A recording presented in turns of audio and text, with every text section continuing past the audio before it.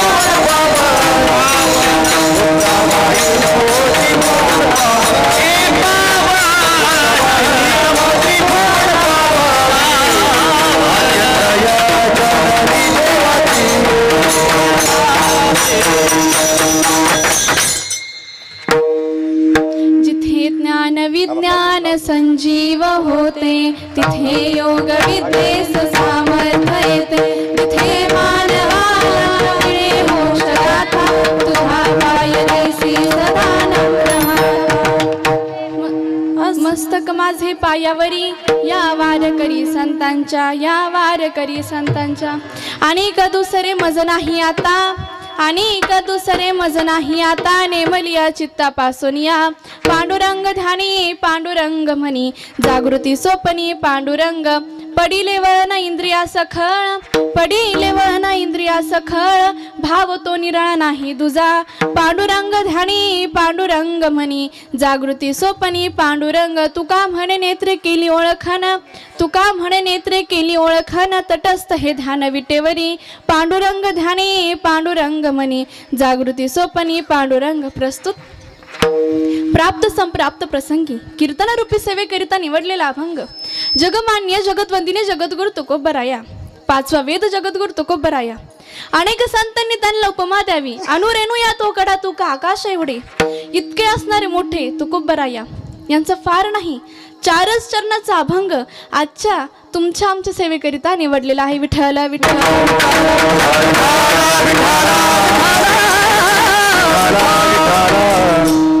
सेवेला सुरुवात करण्याआधी अल्पसा परिहार द्यायचा, तो म्हणजे असा की आपल्या गावामध्ये अखंड हरिनाम सप्ताह चालू आहे. ह्या कार्यक्रमाचं वर्णन जर ज्ञानोबरायांच्या भाषेत करायचं असेल ना, तर ते असं करता येईल की प्रथम जैसा काळी लावण्याची नभाळी, प्रगटे जैसे आणि अंगणा अग्नी. ह्या कार्यक्रमाचं अग्न लावण्यपूर्वक आहे. ह्या कार्यक्रमाची साऊंड सिस्टीम सुंदर आहे. ह्या कार्यक्रमाचे दोन्ही मृदुंगाचार्य सुंदर आहे, गायनाचार्य सुंदर आहे, टाळकरी सुंदर आहे, श्रोते मंडळी सुंदर आहे. सेवेला सुरुवात करण्याआधी अल्पसा परिहार्थ दिलाय. अखंड हरिनाम सप्ताह, ज्ञानेश्वरी पारायण, भव्य दिव्य हा नामयज्ञ सोहळा चालू आहे. आणि त्या ठिकाणी असणारं माझं कीर्तन, आज जे कीर्तन ज्यांचं होतं अशा असणारे आमचे गुरुवारी आईसाहेब अश्विनीताई, मात्र त्या आजारी असल्यामुळे त्या इथपर्यंत येण्याचा त्यांनी प्रयत्न करत होत्या, पण तो प्रयत्न काय सक्सेस झाला नाही. म्हणून मी आज या ठिकाणी कीर्तन करते. विठ्ठल विठ्ठल.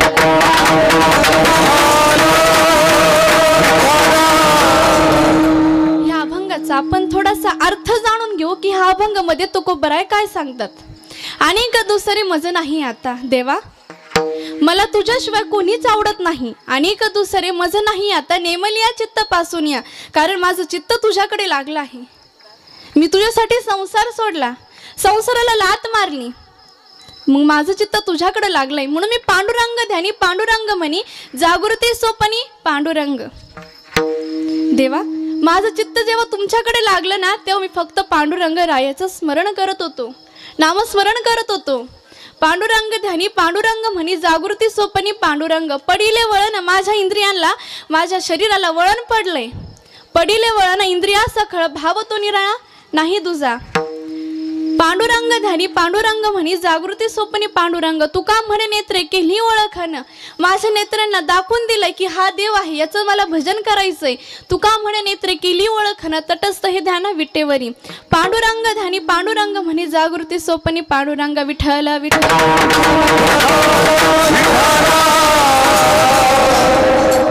ह्या अभंगामध्ये तुकोबराया देवाकडे काय मागताय. देव ज्यावेळी तुकोबरायांकडे येत आहे आणि देव म्हणताय, तुकोबा आमच्याकडे काहीतरी मागा. आम्ही काय मागितलं असतं, घर, जमीन, सोनं नाणं, पण तुकोबरायांनी काय मागितलं. अनेक दुसरे मज नाही आता देवा, मला तुझ्याशिवाय कोणीच आवडत नाही. जर तुला द्यायचंय ना तर काय दे, हेची दान दे गा देवा, तुझा विसर.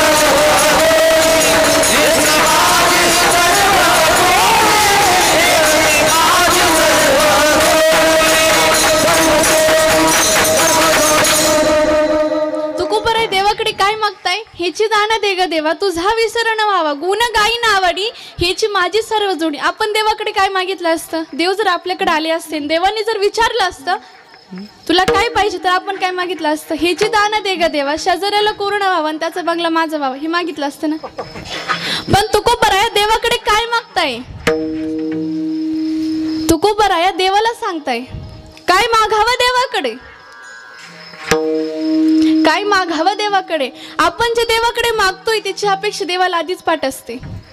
माणूस हा बोलण्यावरून नाही, त्याचे चांगले कर्म आणि चांगला विचार जर त्याच्या मनात असेल ना, तर तुम्हाला मंदिरात जाण्याची पण काहीच गरज नाहीये. पण तुमच्या हृदयामध्ये जर मंदिराला जर अंधार असेल ना, तुम्ही जगात कुठल्याही मंदिरात दिवा लावा, त्याचा काहीच उपयोग होत नाही. मग तुकोबराया सांगतात आपल्या जगण्याचा अर्थ काय, आपण किती खरं बोलतो आणि किती खोटं बोलतो हे फक्त दोघांना माहीत असतं. एक म्हणजे परमात्मा आणि दुसरं म्हणजे अंतःकरण. आपल्या जीवनातल्या दोन गोष्टी कधीही संपू देऊ नका. एक म्हणजे मनाचं बालपण आणि दुसरं म्हणजे अंतःकरण. हे जर संपलं की माणूस संपला. म्हणून तुकोबराय काय म्हणतात, अनेक दुसरे मज नाही आता देवा, मला तुझ्याशिवाय काहीच आवडत नाही. म्हणून पांडुरंग ध्यानी पांडुरंग म्हणी. अहो तुकोबरायांच्या वडिलांनी काय मागितलं? तुकोबरायांचे वडील हे लहानपणापासून पंढरपुराची वारी करत होते. ज्यावेळेस वडिलांचं लग्न झालं, बोलोबांचं लग्न झालं आणि कनकाईसोबत झालं, तर त्या 11 वर्ष ते पंढरीच्या वारीला निघत होते, जात होते. कनकाईने म्हणावं, अहो मला पण यायचंय. श्री हट्ट आणि बाल हट्ट हा पुरवावाच लागतो. त्या म्हणाल्या मला पण यायचंय. आता बोलोबांना काही बोलताच आलं नाही, म्हणून त्यांनी सांगितलं चालेल तुम्ही पण या, पण तुम्ही येशाल, माझी एक तुम्हाला अट आहे. तुम्ही मंदिरात गेला, देवाकडे काही मागायचं नाही. हो मी काहीच मागणार नाही, मला फक्त एकदा पंढरपुराच्या वारीला घेऊन चला, दर्शनाला घेऊन चला. मला देवाचं दर्शन घ्यायचं, मला देवाला बघायचंय. कारण पांडुरंग ध्यानी पांडुरंग म्हणी, जागृती सोपनी पांडुरंग. ज्यावेळेस तुकोबरायांचे वडील आणि कनकाई माता पंढरपुराला पोचले, देवाचं दर्शन झालं. कनकाई मातेला देवाने म्हणावं, माते आमच्याकडे काहीतरी मागा. त्यांनी सांगितलं, आमच्या मालकांनीच सांगितलं देवाकडे काहीच मागायचं नाही, पण देवा तुमची इच्छा असेल तर तुम्ही मला द्या. पण काय द्या? मला पुत्र संतान नाहीये, मला पुत्र द्या. आनंद झाला त्यांना. देवाने तथास्तु केलं आणि आनंदाच्या भरामध्ये त्यांनी मंदिराला प्रदक्षिणा जास्त घातल्या. आणि मग बोलोबांना विचार पडला, देव ज्यावेळेस आपल्याला काहीतरी देतो त्यावेळेस आपण देवाला मंदिराला जास्त प्रदक्षिणा घालतो. म्हणून देवाने हिला काहीतरी दिलंय, तिने देवाला काहीतरी मागितलं, हे असं झालेलं आहे, म्हणून ही जास्त प्रदक्षिणा घालते. बोलोबांनी विचारलं कनकाईला, तुम्ही देवाकडे काही मागितलं का? त्या म्हणाल, मी काहीच मागितलं नाही देवाकडे. तुम्ही देवाकडे काही मागितलं का? मी काहीच मागितलं नाही. देवाने तुम्हाला काही दिलं का? हो. देव म्हणाले, जी गोष्ट तुमच्याकडे नाहीये ती गोष्ट मी देईन. म्हणजे मला पुत्र संतान नाहीये, ती देव मला देणार आहे. मग जाऊन सांगा त्या देवाला की पुत्र होई ऐसा गुंडा, त्याचा तिही लोकी झेंडा. अहो तुकोबरायांच्या 13 वर्षाचे असताना त्यांच्यावरती संसाराची जबाबदारी पडली. 13 वर्ष म्हणलं हे खेळणं बागडण्याचं वय असतं. तुकोबरायांना देवाशिवाय काहीच आवडलं नाही. म्हणून तुकोबराय देवाकडे मागतायत की अनेक दुसरे मज नाही आता, नेमलिया चित्तापासोनिया. पांडुरंग ध्यानी पांडुरंग म्हणी, जागृती सोपनी पांडुरंग. पडिले वळण इंद्रिया सखळ, भाव तो निराळा नाही दुजा. तू का म्हणे नेत्रे केली ओळखन, तटस्थ हे ध्यान विटेवरी. पांडुरंग ध्यानी पांडुरंग म्हणी, जागृती सोपनी पांडुरंग. तुकोबराया ज्यावेळेस 13 वर्षाचे असताना त्यांचं खेळण्याचं आणि बागडण्याचं वय होतं, त्यावेळेस त्यांच्या अंगावरती संसाराची जबाबदारी पडली. 2 वर्ष दुष्काळात गेली. दुर्गादेवीचा दुष्काळ पडला. पहिली पत्नी रखुमाई अन्न करता मरण पावली. दुष्काळे आटीला दौऱ्याने नमान, दुष्काळे आटीला दौऱ्याने नमान, गरीबाचे गरीबाचे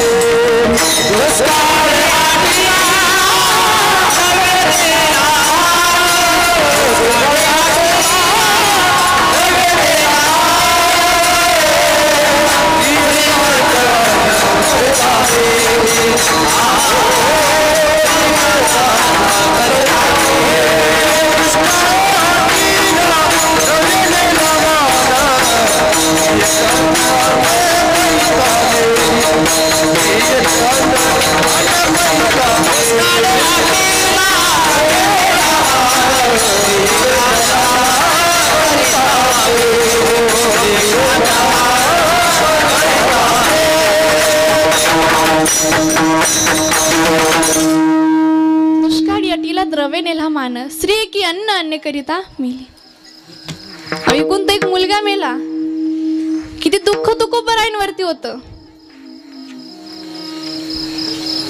तुकोबरायांनी ठरवलं, ज्यावेळेस पत्नी मेली, मुलगा मेला, करायचं काय? म्हणून पांडुरंग ध्यानी पांडुरंग म्हणी देवाचं भजन करायचं. गावकऱ्यांनी तुकोबरायला म्हणावं, अहो तुकोबा दुसरं लग्न करा. तुकोबरायांनी गावकऱ्यांच्या म्हणण्यानुसार दुसरं लग्न केलं. दुसरी बायको म्हणजे जिजाऊ. ह्या महाराष्ट्रामध्ये, ह्या राज्यामध्ये 2 जिजाऊ अशा होऊन गेल्या की एका जिजाऊने या वारकरी संप्रदायासाठी एक पती दिला आणि एका जिजाऊने स्वराज्य घडवण्यासाठी एक शुभा दिला.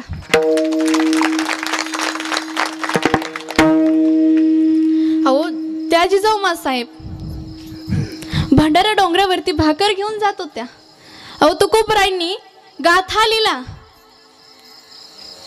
तुकोबरायांनी गाथा लिहिला भंडारा डोंगरावरती जाऊन. किती तुकोबरायांची तपश्चर्या होती. अहो तुकोबराय काय कलियुगापासून भजन करत होते का देवाचं? नाही, 4 युगापासून, सतयुग, त्रेतायुग, द्वापरयुग आणि कलियुग, ह्या त्याच्यामुळे तुकोबराय तेव्हापासून भजन करत होते.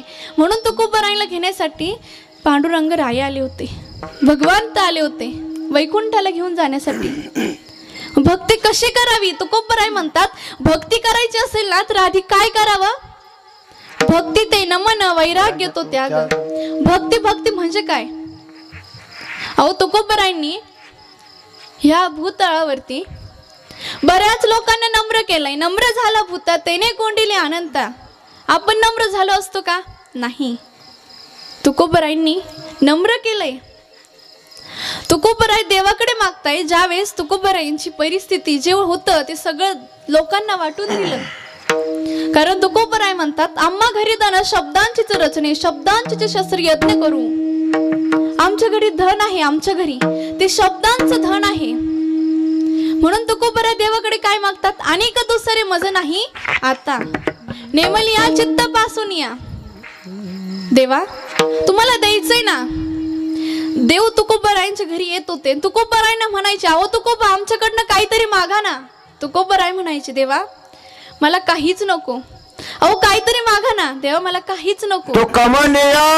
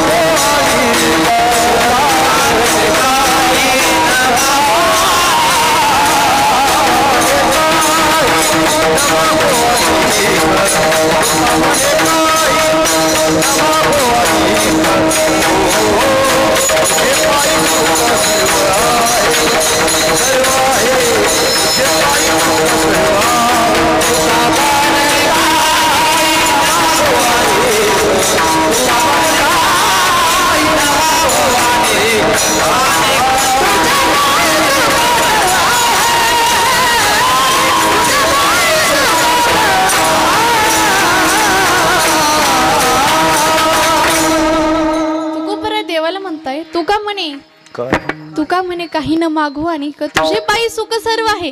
देव मला काहीच देऊ नको. हो तुकोबरायांनी देवाकडे एक दिवस मागितलं, पण काय मागितलं? अनेक दुसरे मज नाही आता, नेमलिया चित्तापासून या. ज्यावेळेस एखादा व्यक्ती एखाद्या दिवशी काहीच मागत नाही, त्या दिवशी आश्चर्य वाटतं की हा रोज मागणारा व्यक्ती आज काहीच मागत नाहीये. आणि त्याच्याकडे तुकोबरायांकडे देवानी यावं आणि म्हणावं, तुकोबा आमच्याकडनं काहीतरी मागा. आणि त्यांनी आज अचानक माझ्याकडे काहीतरी मागितलं. त्यांना द्यावं लागलं की अनेक दुसरे मज नाही आता, नेमलिया चित्तापासून या. पांडुरंग ध्यानी पांडुरंग म्हणी, जागृती सोपनी पांडुरंग. देवाकडे काय मागावं? अहो तुकोबराईंनी भक्ती करण्यासाठी संसार सोडला, लात मारली, लाथाडीला संसार, षड उर्मीचा मार, काम क्रोध मद मस्त दंभ अहंकार याची पावटणी करावे लागते. तुका म्हणे पावटणी करू स्वर्गाची निशाणी. तुकोबरायांची भक्ती इतकी होती, तुकोबरायांची इतकी भक्ती होती की तुकोबरायांच्या घरी देवानी यावं. अहो सावतामाळ्यांची भक्ती काय होती? कांदा मुळा भाजी, कांदा मुळा भाजी, कांदा मुळा भाजी, कांदा मुळा भाजी, अवघी मिठाई माझी, मिठाई माझी, अवघी मिठाई माझी, अवघी मिठाई माझी. कांदा मुळा भाजी, कांदा मुळा भाजी, ओ कांदा मुळा भाजी, कांदा मुळा भाजी, अवघी मिठाई माझी, अवघी मिठाई माझी, अवघी मिठाई माझी, अवघी मिठाई माझी. नदीची अवघा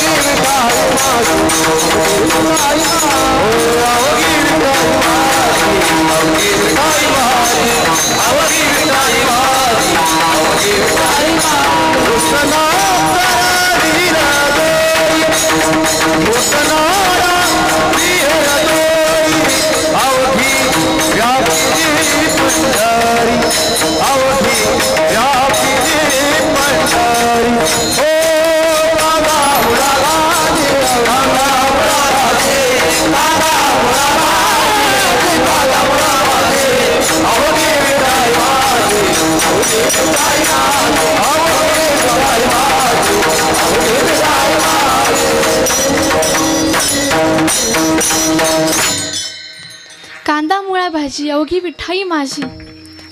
देवाने त्यांच्या हृदयामध्ये जावं इतकी भक्ती ते सावता महाराजांची होती. ज्यावेळेस शेतामध्ये काम करत असताना पांडुरंग पांडुरंग जप करत होते.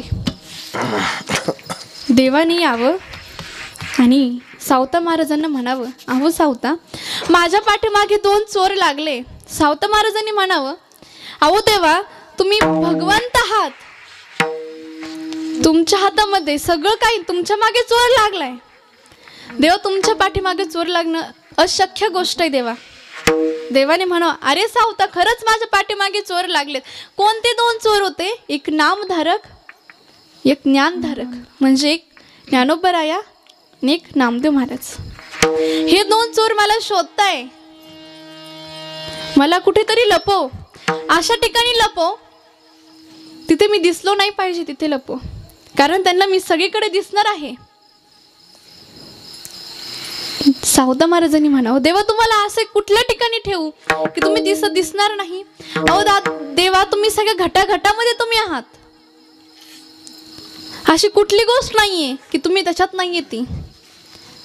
सावता महाराजांना देवाने म्हणावं, देवा तुम्हाला कुठे ठेवू? देवाने सांगू, अरे सावता मला तुझ्या हृदयामध्ये ठेव.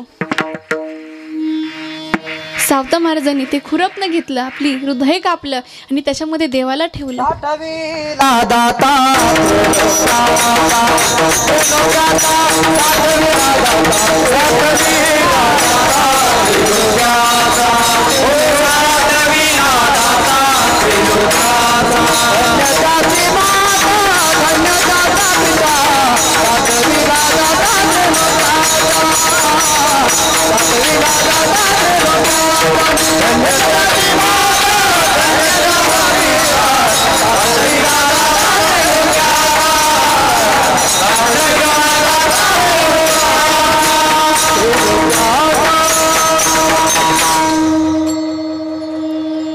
सावता महाराजांनी देवाला हृदयामध्ये ठेवलं. त्यांचं मन किती शुद्ध असेल, त्यांचं हित किती शुद्ध असेल. तुकोबराय म्हणतात, हित ते करावे देवाचं चिंतन, करून या मन शुद्ध भावे किंवा एकविध. ते किती त्यांची कुळी आणि कन्या किती पुत्र असतील. आपुल्या हिता जो असे जागता धन्य माता पिता तयाच्या. त्यांचे आई वडील किती धन्य असतील. त्यांच्या पोटी सावता महाराज जन्माला आले. देवाने हृदयात ठेवावं, देवाला हृदयात ठेवावं इतकी भक्ती तर सावता महाराजांची होती. मग भक्ती कशी जाणली पाहिजे, भक्ती करत असताना आपल्याला काय आवडलं पाहिजे काय नाही. तुकोबराय म्हणतात, भक्ती करत असताना माझं चित्त देवा तुझ्याकडे लागलंय, माझं चित्त तुझ्याकडे लागलंय. माझे चित्त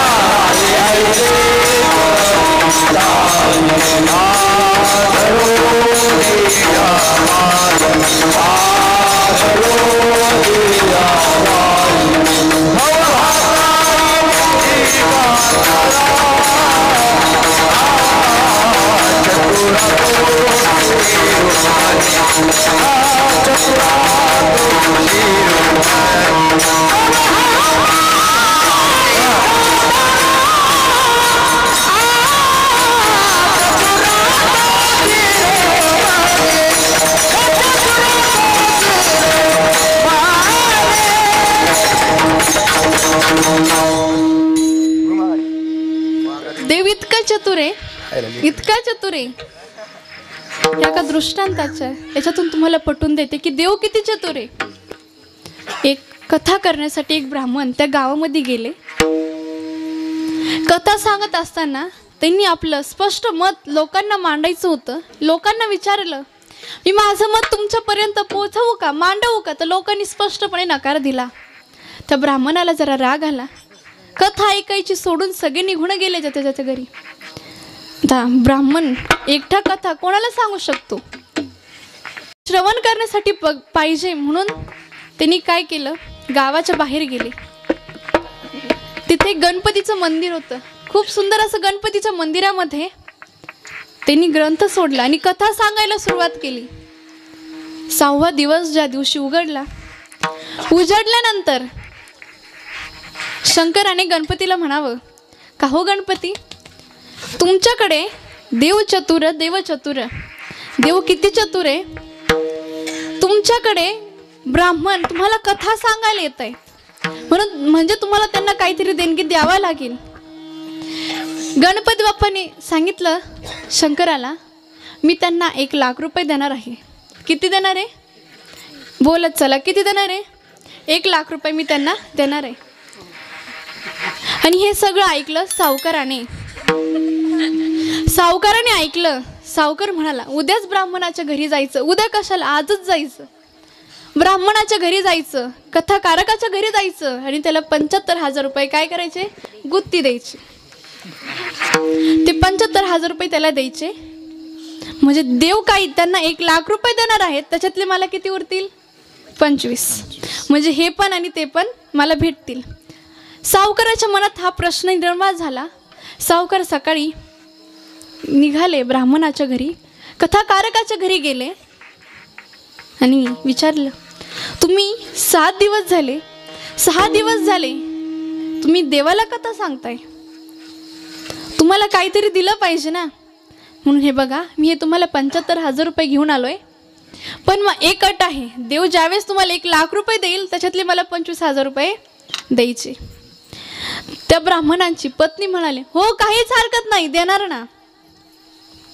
तर सांगितल्याप्रमाणे तर करावं लागेल. 7वा दिवस ज्या दिवशी उजडला, कथा संपणार होती. 7व्या दिवशी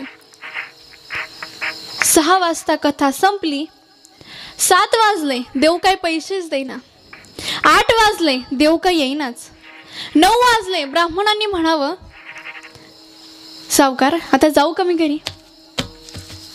9 वाजले, अहो ह्या देवाला मी इतके दिवस झाली कथा सांगतोय, देवाने 1 रुपया दिला नाही ना, आता देणार आहे का देव? तो देव आहे, देव देणार नाही, म्हणून मला जाऊ द्या. सावकारांनी त्याला 9 वाजेपर्यंत ठेवलं. नंतर 10 वाजले, ब्राह्मण काका निघून गेले. शंकराने गणपती बाप्पाला विचारलं का हो गणपती, तुम्ही तर ₹1,00,000 देणार होतात ना, तुम्ही पैसे का दिले नाही? गणपतीने सांगितलं, अहो तो सावकार त्याने ₹75,000 त्या ब्राह्मणाला दिले, कथाकारकाला दिले, मग मी कशाला पैसे देऊ? मी कशाला पैसे देऊ? तात्पर्य असं आहे या दृष्टांताचं, देवाकडे जी गोष्ट आपण मागतोय ती गोष्ट देवाकडे आधीच असते आणि देव देतो, पण कुठल्या ना कुठल्या रूपात देव देतो. तसं त्या सावकाराला ₹75,000 भेटले. मग सावकाराने ₹75,000 त्या ब्राह्मण काकाला दिले. मग याला किती पाहिजे होते? ₹25,000. त्याच्यासाठी त्यांनी इतकं केलं, म्हणून देव इतका चतुर आहे, इतका चतुर आहे, चतुर होतो शिरोमणी, इतका देव चतुर आहे. म्हणून देवाची भक्ती जाणली पाहिजे, मनापासून केली पाहिजे, मन तिथं लागलं पाहिजे. कारण तुकोबराय म्हणतात मन हा इंद्रियांचा राजा आहे, म्हणून आपलं मन देह तिथं लागला पाहिजे. अहो तुकोबराय ज्या वेळेस भंडारा डोंगरावरती भजन करत असताना आधी देव कोणाला भेटले? तुकोबरायने भेटले का त्यांच्या पत्नीला, दुसऱ्या पत्नीला जिजाऊ मासाहेबांना भेटले. काय झालं? जिजाऊ मासाहेब भाकरीचं टोपलं घेऊन भंडारा डोंगरावरती निघाल्या. तिथं गेल्याच्या नंतर जात असताना त्यांच्या पायामध्ये काटा शिरला, काटा भरला आणि तो काटा काढण्यासाठी जगाचा मालक भगवंत पांडुरंग राया लहान मुलाच्या रूपामध्ये आले. तो काटा काढत असताना त्यांनी देवाला हाक नाही मारली. त्या जिजाऊ मासाहेबाने त्या आवलीने काय देवाला आवाज नाही दिला, आई ग बाबा ग जोरात जोरात ओरडायला लागली. देवाने लहान मुलाच्या रूपामध्ये येऊन त्या आईला म्हणावं, कारण स्वामी हा तिन्ही जगाचा, आई विना भिकारी. आई तुमच्या पायात काटा भरलाय का हो? मी काढू का हो तो काटा? त्या आईने म्हणावं, बाळा तू एवढा तुला काटा काढता येईल का? आई मी भल्यांचे काटे काढले. त्या आईला काही कळालंच नाही, कारण तिचा देह तिथं होतं, मन होतं का? नाही, तो देव आहे. देवाने म्हणावं मी भल्यांचे काटे काढले, हा काटा काय मी काढू शकतो? देवाला काटा काढायचा होता की पायाची माती चाटायची होती? महाराज, देवाला पायाची माती चाटायची होती. कारण तुकोबराया भंडारा डोंगरावरती जात असताना त्यांच्या पायाला लागणारी माती विठ्ठल विठ्ठल त्याच्यातून ध्वनी निघत होता. इतकी भक्ती तुकोबरायांची होती, म्हणून ती माती चाटायची होती. देवाने पहिला पाय मांडीवरती घेतला, बोटाला थुका लावला, पायाला लावला. आईने विचारावं, बाळा झाला का रे काटा काढून? हो आई झाला ना. बाळा तू कुठला? अगं आई मी पंढरपूरचा. बाळा तुझं नाव काय? आई तुझा धनी आहे, ज्याचं नामस्मरण करतोय तो मी. तिला काही कळालंच नाही, कारण देवाला आपलं चित्त तिथं लागलं पाहिजे, पण तिचं मनच तिथं नव्हतं. तिचं मन तुकोबरायांकडे होतं. काही खाल्लं असेल का, काही पिल्लं असेल का? भगवंत आले होते, निघून गेले. भंडारा डोंगरावरती जाऊन तुकोबरायांना हे सगळं सांगितलं. तुकोबरायांनी सांगितलं, माझा देव तुझा काटा काढण्यासाठी आला होता, माझा देव तुझा काटा काढण्यासाठी आला होता. तू किती भाग्यवान आहेस, तुला संत दर्शनाचा लाभ घडला. उजळले भाग्य आता ओघी चिंता वारली, संत दर्शनी हा लाभ पद्मनाभ जोडीला. घरी आल्याच्या नंतर जिजाऊ मासाहेब घरी आले आणि तुकोबराय दुसऱ्या दिवशी घरी निघत होते. कर्मठ ब्राह्मणांनी, रामेश्वर भट्टांनी, रामेश्वर शास्त्रींनी तुकोबरायांची गाडवर बसून दिंडोर काढली. देव ज्याचं नामस्मरण कर, तुकोबराय ज्याचं नामस्मरण करते त्या देवाचं, देव पण कसं आहे बघा, जे देवाचं नामस्मरण करताय त्याचंच वाटोळ होतं. अहो तुकोबरायांनी एवढं नामस्मरण केलं, तुकोबरायांजवळ संसार नव्हता, तुकोबरायांनी संसार केला नाही, तुकोबरायांचं वाटोळ झालं. अहो ज्ञानोबरायांनी संसार केला, पण कुठला गेला? अवघाची संसार सुखाचा करील, आनंद भरील तीही लोक. नाथ महाराजांनी संसार केला, भक्ती तेवढीच केली, कारण त्यांना काही आवडत नव्हतं. आणि का दुसरे मज नाही आता नेमलिया चित्त पासून या. देवाने त्यांच्याकडे यावं. नाथ महाराजांच्या घरी 36 वर्ष राहून न सांगता कामे करावी. 9 तर कावडीने पाणी भरलं. कावडीने पाणी जागर चक्र पाणी वाही अनन्य भक्ती भावे निळा वंदी त्याचे पाय श्रीखंड म्हणून चंदन उगाळून लावलं. इतकंच काय तर पत्रवाळी वावरात नेऊन फेकल्या. गिरजाईचं लुगडं धुतलं. मग नाथ महाराज देवाला सांगताय, तुकोबराय देवाला सांगतायत, सावता महाराज देवाला सांगतायत की देवा मला तू सोडून बाकी कोणीच आवडत नाही. अभंगाच्या प्रथम चरण. आणि कधी सारे माझा नाही आता, आणि कधी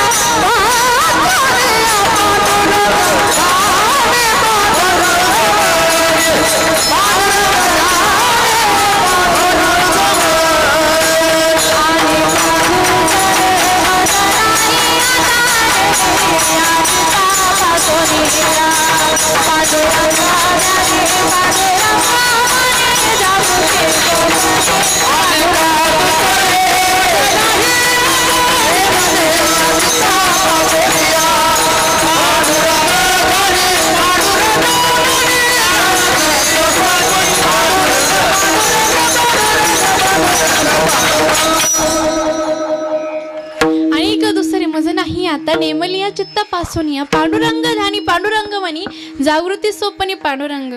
देवाचं भजन कोणी करावं? तुकोबरायांनी करावं, नाथ महाराजांनी करावं, नामदेव महाराजांनी करावं. अहो देवाने त्यांच्या कीर्तनात नाचावं. किती भजन असन तुकोबा नामदेव महाराजांचं. त्यांनी देवाला जेवायला घातलं, देवाने त्यांच्या हातून दूध पिलं. ज्यावेळेस नामदेव महाराज 5-6 वर्षाचे असताना गोनाईने आवाज द्यावा, नामदेवा अहो नामदेवा. काय आई? देवाच्या नैवेद्याची वेळ झाली आहे. नामदेवा देवाला नैवेद्य घेऊन जा. नामदेव महाराज शिंपी समाजाचे असताना त्यांचे वडील कपडे विकण्यासाठी निघाले. आता नामदेव महाराज मंदिरात ताट घेऊन जात आहे. पण नामदेव महाराजांना प्रश्न पडला, देवाला नैवेद्य दाखवायचा की चारवायचा? आपण काय करतो? दाखवतो. देवाला चारवतो का? नाही, कारण आपलं मन तितकं शुद्ध नाहीये. आपलं मन तिथं नाहीये. देवाला नैवेद्य दाखवायचा की चारवायचा हा प्रश्न नामदेव महाराजांना पडला. नामदेव महाराज देवाच्या मंदिरात जाऊन देवाला विनंती करताय, देवा नैवेद्य खायला चला. 5 मिनिटं झाले, 10 मिनिटं झाले, तास झाला, देव काय येईनाच. म्हणून नामदेव महाराजांनी ठरवलं, आता देवाला शेवटचं म्हणायचं, देवा जर तुम्ही इथे आला नाही तर माझं मस्तक मी तुमच्या चरणी फोडेल. देवाची मूर्ती इथे, देव येत आहे. नामदेव महाराज देवाला जेवायला घालताय.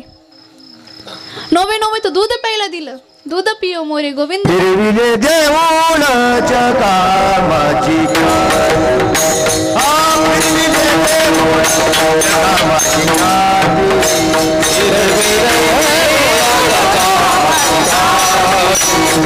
Hey,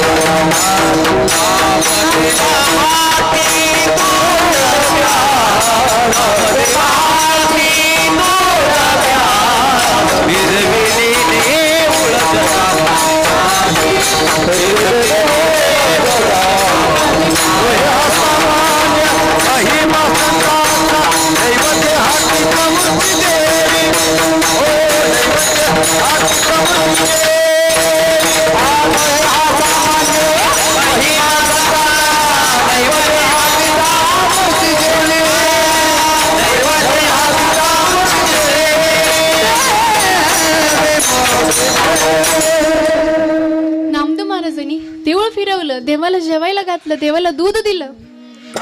नामदेव महाराज देवाजवळ बसत होते, उठत होते, जेवत होते. ज्यावेळेस मुक्ताईने ठरवलं जेवढे संत आहेत त्यांना ठोपटण्याने ठोपटायचं आणि ज्याला जास्त जोरात लागेल तो कोराच कच्चा, म्हणजे त्याने गुरुच केला नाही. गुरु हा प्रत्येक माणसाने केला पाहिजे, कारण गुरु हा संत कुळीचा राजा, गुरु हा प्राण विसावा, गुरु विना देव नाही तुझा, पहा हा त्रैलोक्याचा. मी नाही सांगत, ज्ञानोबराय सांगताय.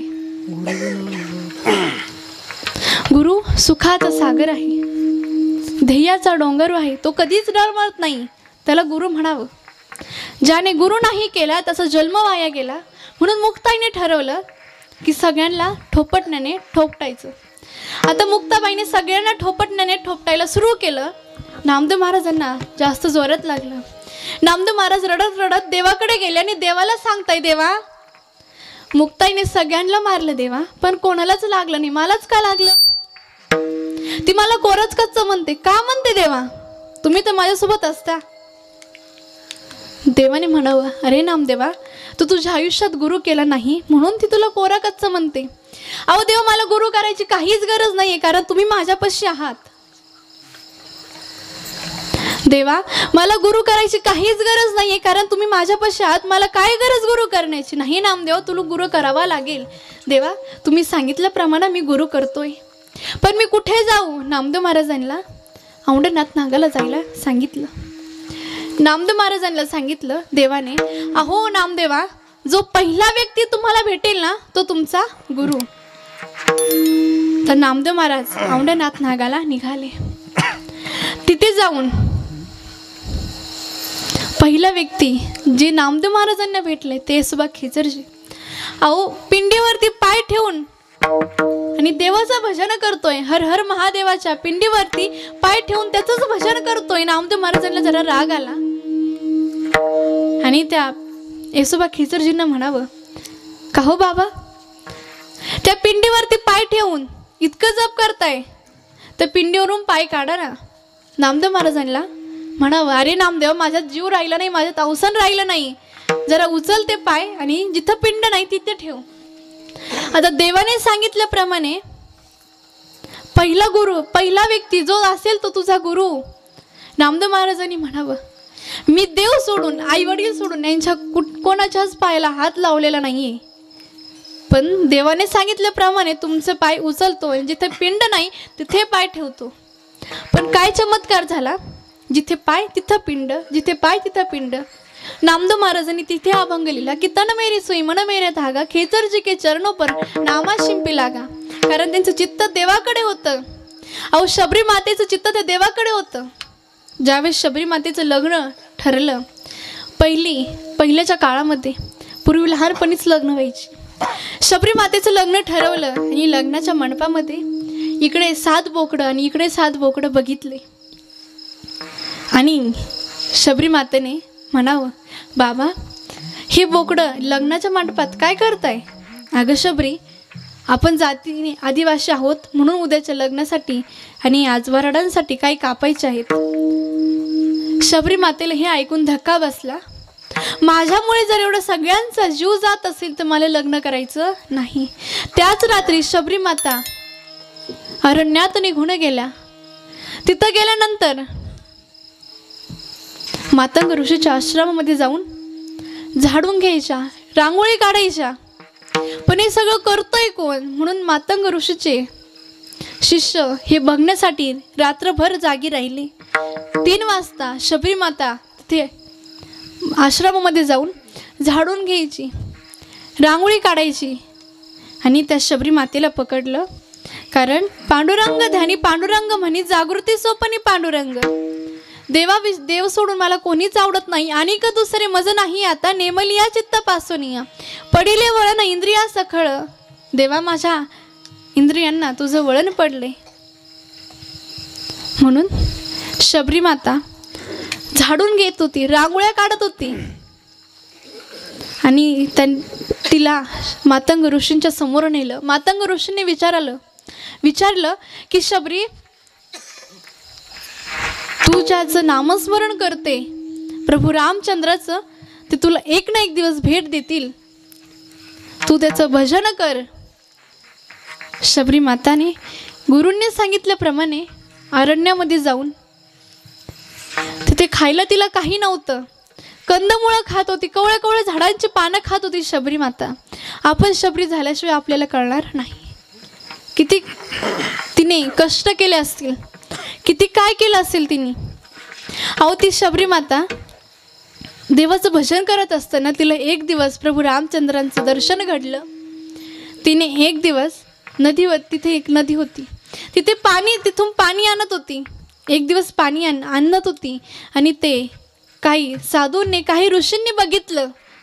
आणि ज्यावेळेस प्रभू रामचंद्र शबरी मातेकडे आले त्यावेळेस त्यांनी विचारलं साधूंना, संतांना, तुम्हाला कुठल्या गोष्टीची कमी नाही आहे ना?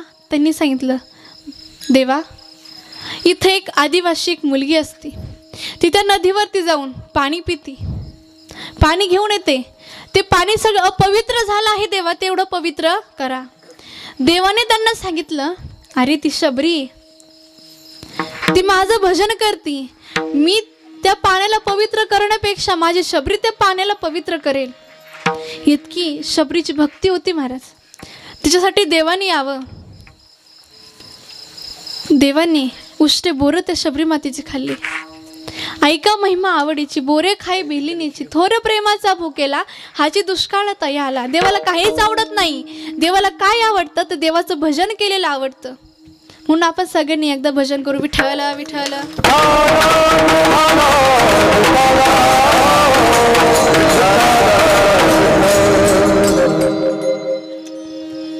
शबरी मातेने देवाचं भजन केलं.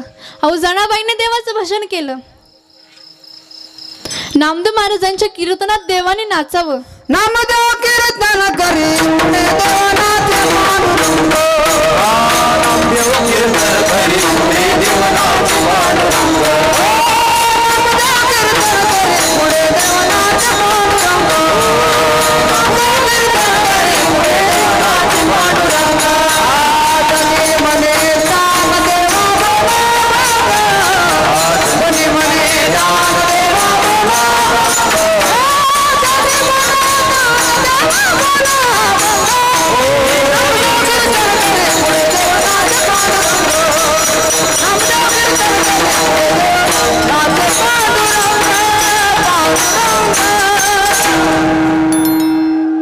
देवाने नामदेव महाराजांच्या कीर्तनात नाचावं.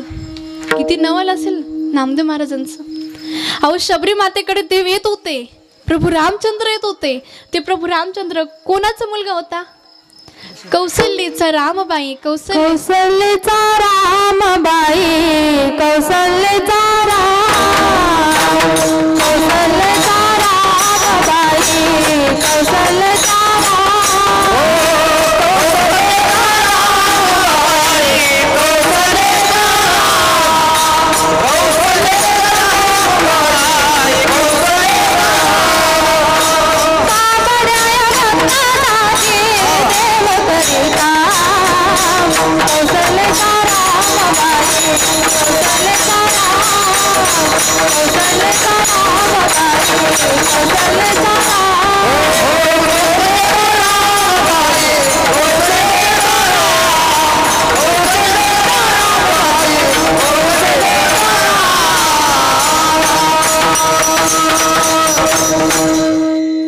त्या शबरी मातेसारखी भक्ती करावी. दिवाळी हा सण ज्या दिवशी अयोध्येमध्ये प्रभू रामचंद्र, सीतामाई आणि लक्ष्मण जी हे सगळे अयोध्येमध्ये गेले, त्या दिवशी दिवाळीचा सण साजरा केला. 14 वर्ष वनवास बघून प्रभू रामचंद्र अयोध्येमध्ये आले. आनंद झाला. इतकी भक्ती करावी, इतकी भक्ती करावी, तुकोबारायांसारखी करावी. अहो तुकोबाराय म्हणतात, भक्ती करायची असेल, देव जर करायचं असेल तर आपल्याला गुरु केला पाहिजे. कारण तुकोबाराय म्हणतात, मला गुरु भेटले रस्त्यावरती, त्यांनी मला मंत्र दिला, रामकृष्ण हरी विठ्ठल केशवा मंत्र हा जपावा सर्व काळ. बाबाजी नावाचे मला गुरु भेटले, त्यांनी मंत्र दिला, त्यांच्यामुळे माझा आज उद्धार झाला. बाबाजी आपुले सांगितले, बाबाजी आपुले सांगितले.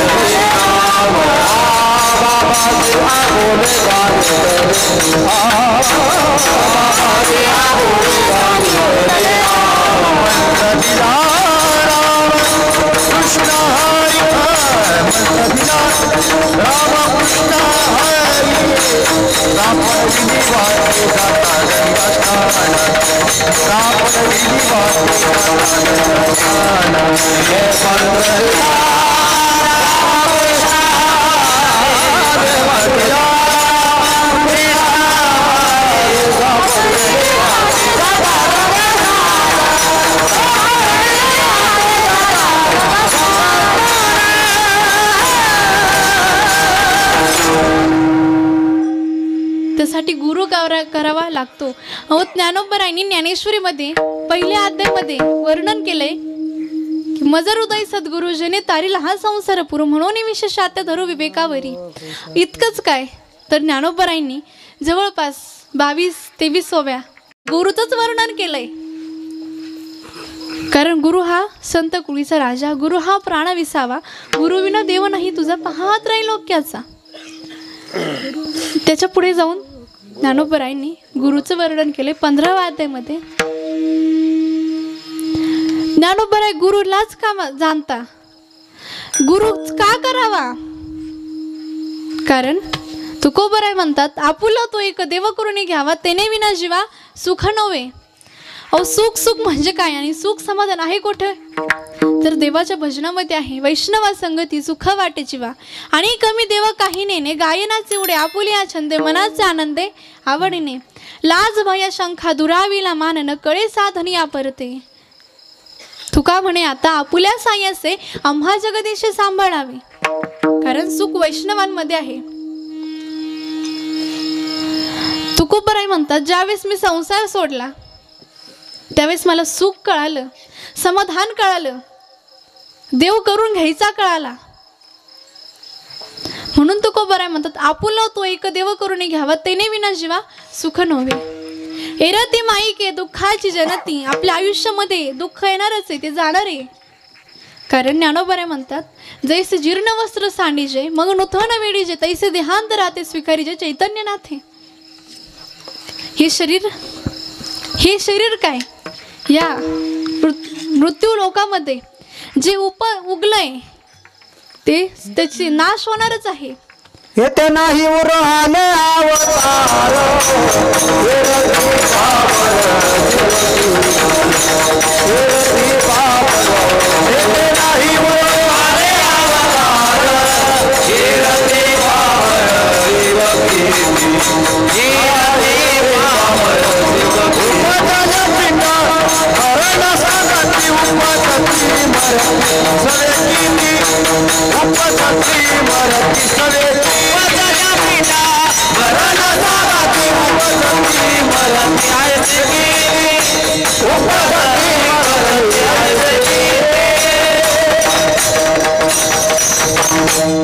इथे कबीरदास देखील पुरावा देतात की चदरिया जिनी रे जिनी आपलं शरीर हे जाणार आहे. कारण ही 5 तत्वाची गोधडी आहे, शरीर आहे, चदरिया आहे. मग इतकं देवाचं भजन करा, इतकं देवाचं भजन करा की पांडुरंग ध्यानी पांडुरंग म्हणी जागृती सोपनी पांडुरंग. पडिले वळण आपल्या इंद्रियांना आपल्या शरीराला वळण पडलं पाहिजे. तुकोबराय अभंगाच्या 2ऱ्या चरणाचा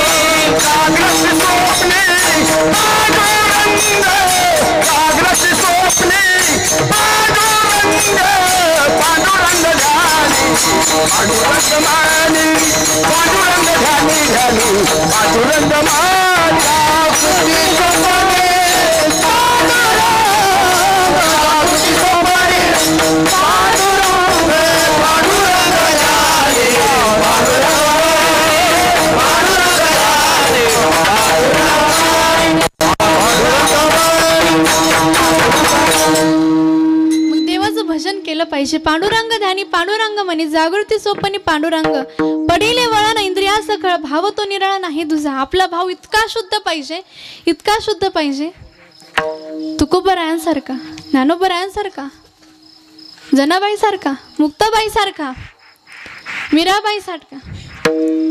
मीराबाईसाठी देवाने विष पिलं, मीराबाईसाठी घेतो विष प्याला, दामाजीचं झाला पाठीवाळ. कारण देवाकडे उच्च नीच काहीच नाहीये. उच्च नीच काही नेने भगवंत तिष्ठ भाव भक्त देखून या. इतकं देवाचं भजन करावं की आपल्या जीवाला सुख प्राप्त होईल, समाधान प्राप्त होईल. म्हणून तुकोबराय म्हणतात की अनेक दुसरे मज नाही आता नेमलिया चित्ता पासून या. पांडुरंग ध्यानी पांडुरंग म्हणी जागृती सोपनी पांडुरंग पडिले वळण इंद्रिया सखळ भाव तो निराळा नाही तुझा. तुका म्हणे नेत्रे केली ओळखन तटस्थ हे ध्यान विटेवरी. पांडुरंग ध्यानी पांडुरंग म्हणी जागृती सोपनी पांडुरंग. आपण भक्ती कशी करतो, तुकोबरायांची भक्ती कशी होती. आपली भक्ती वारानुसार. सोमवारी महादेवाचा हर हर महादेव, मंगळवारी देवीची, बुधवारी बोलावा विठ्ठल पहावा विठ्ठल करावा विठ्ठल जीवे भावे, गुरुवारी दत्तांची, शुक्रवारी संतोषी माताची, शनिवारी शरण शरण हनुमंता तुम्हा आलो रामदूता काय भक्तीच्या त्या वाटा मज दावाव्या सुभटा.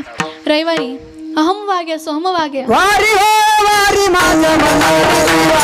वारी हो वारी माझं मनारी देवा. वारी हो वारी माझं मनारी देवा. वारी हो वारी माझं मनारी देवा. माझं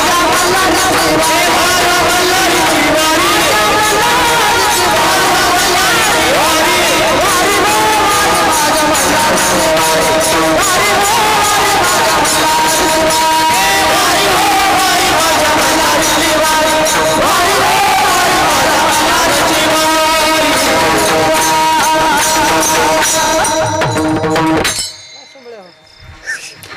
आपण अशी भक्ती करतो. देव किती विशाल आहे. देवाची भक्ती कशी जाणली पाहिजे, कशी केली पाहिजे. जाणे भक्तीचा जिवाळा तोची दैवाचा पुतळा. अनेकनो हे माझ्या मना हो का पंडित शहाणा. देवाची भक्ती कशी करावी. देव काय आपल्यासाठी, आपण जर भक्ती केली तर देव आपल्याला काही पण देऊ शकतो.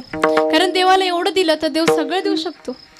तुकोबरायांनी धन, तुकोबरायांनी सोनं नाणं जेवढं गहाण होतं ते सगळं इंद्रायणीला दिलं. म्हणून तुकोबरायांचा गाथा वर तरंगला. तुकाराम महाराजांचं नामस्मरण केल्यावरती यम कापतो. तुकाराम तुकाराम नाम घेता कापे यम. धन्य तुकोबा समर्थ त्याने केला हा पुरुषार्थ. इतकी भक्ती करावी. तुकोबराय म्हणतात मी भक्ती करत असताना कुठे आहे हे मला आठवत नाही. असवाईसा कोठे आठवायची नाही देहीच विदेही भोगू दशा. तुका म्हणे आम्ही झालो अग्निरूप लागून ती पाप पुण्य अंगा. याला म्हणतात भक्ती. आपली भक्ती वारानुसार असते. वारानुसार भक्ती जर केली, आपल्यावरती जर संकट आलं तर देवाला प्रश्न पडेल जायचं कोणी सोडवायला. म्हणून एक देव करा, एक गुरु करा, त्याच्याने आपल्या जीवाला सुख प्राप्त होईल, समाधान प्राप्त होईल. म्हणून महाराज अभंगाच्या 3ऱ्या चरणात सांगतात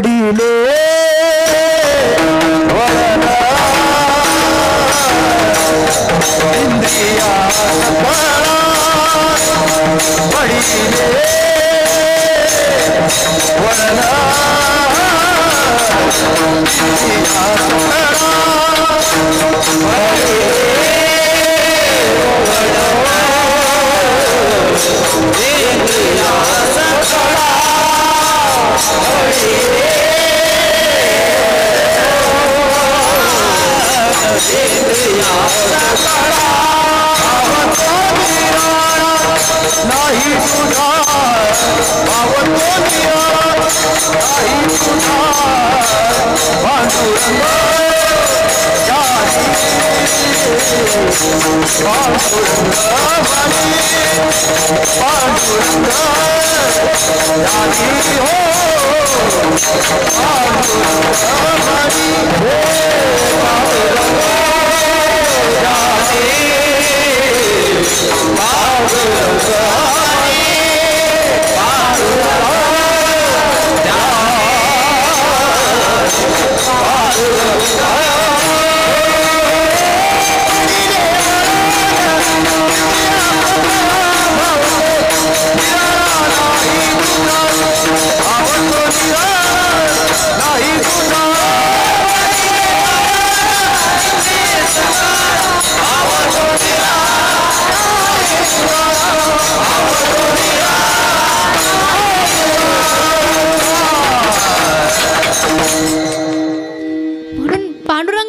भजन करायचं.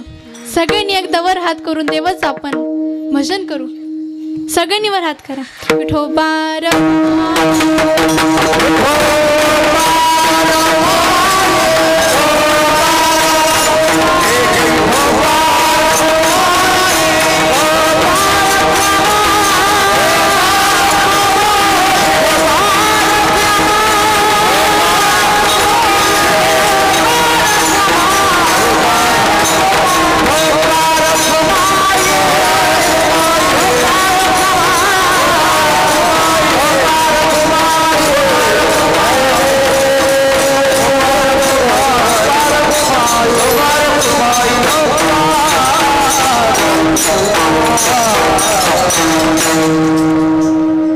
आज ज्यांच्यामुळे ही सेवा घडली बाबा, त्यांचं मन इतकं शुद्ध आहे, इतकं शुद्ध आहे सावता माळ्यांसारखं. आज ज्यांची सेवा होती आमच्या गुरुवारी आईसाहेब अश्विनीताई म्हात्रे आजारी असल्यामुळे ते आल्या नाही, म्हणून बाबांनी मला कीर्तन करण्याचा अधिकार दिला. बाबा तुमचं मनापासून आभार. सगळ्यांनी कीर्तनासाठी साथ केली आणि श्रोते मंडळींनी खूप सुंदर असं कीर्तन ऐकलं, म्हणून त्यांचं देखील आभार मानते. आमच्या आई यांनी संसाराचा त्याग केला. केवळ जगाच्या कल्याण संतांची विभूती देह कष्टविधी परोपकारी. दुसऱ्यांच्या लेकरासाठी संसाराचा त्याग करणं साहजिक गोष्ट आहे. तुम्ही करू शकत नाही दुसऱ्यांच्या लेकरासाठी संसाराचा त्याग. आमच्या आईने धर्माचं पालन करण्यासाठी त्याग केला, कारण धर्माचे पालन करणे पाखंड खंडन हे जे आम्हा करणे काम बीज वाढवावे नाम. त्यांनी संसार सोडला केवळ जगाच्या कल्याण संतांची विभूती. आमची संस्था संगमनेर तालुका वडगाव लांडगे येथे आहे. मी माझे प्राथमिक माध्यमिक शिक्षण घेऊन कीर्तन प्रवचन देखील शिकत आहे. माझं एकच स्वप्न आहे की मला माझ्या आईंसारखं नामवंत कीर्तनकार व्हायचंय. आमच्या आईने संसाराचा त्याग केला. आमच्या संस्थेत आम्ही 25 ते 30 मुली शिकतोय. आईंसारखं व्हायचंय म्हणून तर नाही, धर्माचं पालन करायचंय. ह्या कलियुगामध्ये काही मुली पळून जायला लागल्या, कारण हे कलियुग आहे. हे कलियुग आहे महाराज. ह्या कलियुगामध्ये देवाचं नामस्मरण केलं तरच ह्या कलियुगाचा उद्धार होणार आहे. कारण तसं त्रेतायुगामध्ये, द्वापर युगामध्ये, सतयुगामध्ये सत्य बोलल्याने, चांगले कर्म केल्याने त्याचा उद्धार झाला. त्रेतायुगामध्ये जप अनुष्ठान नामस्मरण केल्याने त्याचा उद्धार झाला. द्वापर युगामध्ये दान केल्यामुळे त्याचा उद्धार झाला. आणि कलियुगामध्ये नामस्मरण केल्यामुळे उद्धार होणार आहे. म्हणून सगळ्यांनी एकदा हात वरून करून ज्ञानोबरायांचं भजन करू. ज्ञानोबा माऊली तुकाराम